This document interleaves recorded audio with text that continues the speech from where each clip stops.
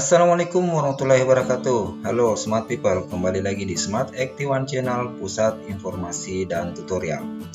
Di video sebelumnya, Sobat Smart telah membandingkan antara asesmen nasional dan ujian nasional. Bagi yang belum nonton, bisa klik tautan yang ada di sini. Oke, Sobat Smart, seperti janji saya, kali ini kita akan membahas tentang latar belakang munculnya asesmen nasional. Jadi, tema kita sekarang yaitu kenapa harus asesmen nasional? Well, pemberlakuan asesmen nasional bukan sekedar asal-asalan.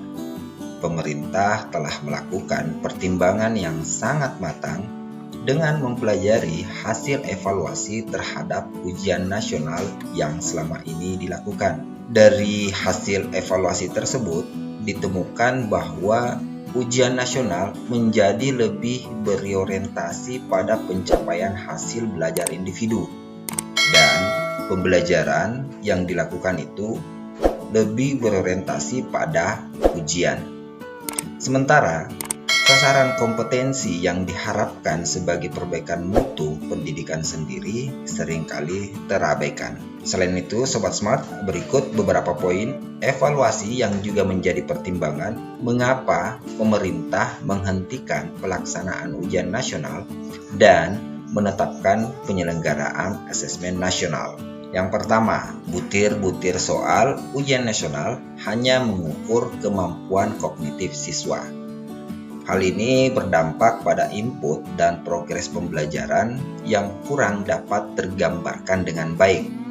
Hal ini juga belum sejalan dengan tujuan pendidikan yang ingin mengembangkan kemampuan berpikir tingkat tinggi, serta kompetensi lain yang relevan dengan abad 21, sebagaimana yang tercermin pada kurikulum 2013.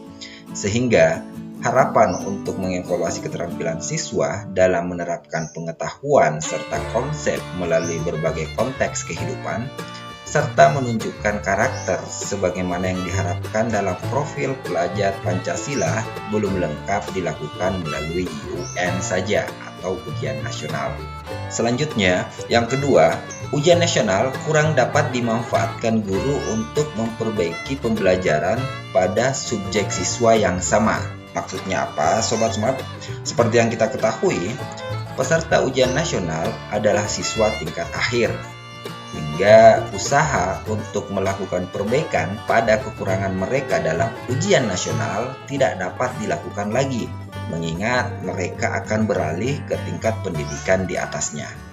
Kemudian yang terakhir, yang ketiga, ujian nasional kurang optimal sebagai alat untuk mengevaluasi mutu pendidikan secara nasional. Hal ini disebabkan ujian nasional yang diterapkan di akhir jenjang pendidikan lebih sebagai assessment of learning.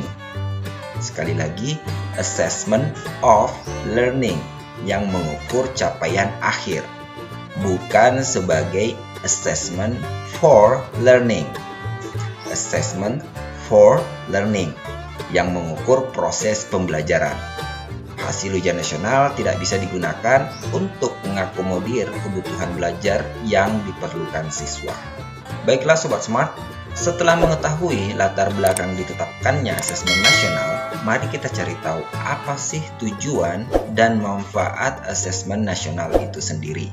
Jadi Sobat Smart, perubahan sistem evaluasi dari ujian nasional ke asesmen nasional merupakan upaya untuk memperbaiki kualitas pendidikan secara menyeluruh. Kemudian, asesmen nasional dirancang untuk menghasilkan informasi akurat untuk memperbaiki kualitas belajar mengajar yang pada gilirannya akan meningkatkan hasil belajar siswa. Lalu, apa saja manfaat dari asesmen nasional? Yang pertama, asesmen nasional menghasilkan informasi yang komprehensif. Jadi, Sobat Smart, asesmen nasional ini menghasilkan informasi untuk memantau dua hal.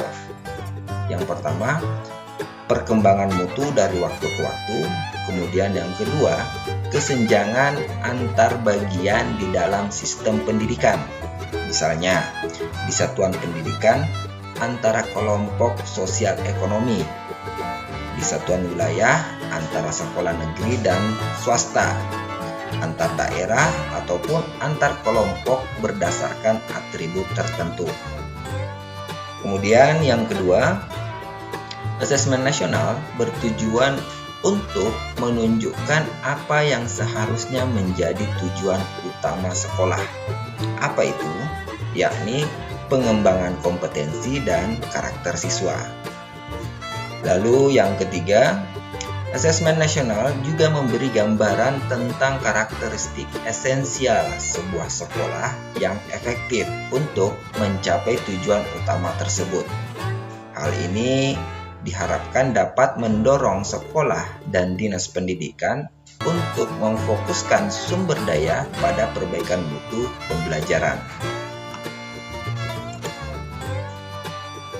Oke Sobat Smart, itulah sekilas pembahasan kita tentang kenapa harus asesmen nasional. Jika Sobat Smart memiliki pendapat atau pertanyaan mengenai tema ini, silahkan tuliskan di kolom komentar. Untuk video selanjutnya, kita akan membahas tentang kriteria peserta asesmen nasional. Terakhir, silahkan dukung kami mengembangkan channel ini dalam membagikan konten yang bermanfaat dengan cara like, share, dan subscribe. Semoga bermanfaat. Assalamualaikum warahmatullahi wabarakatuh.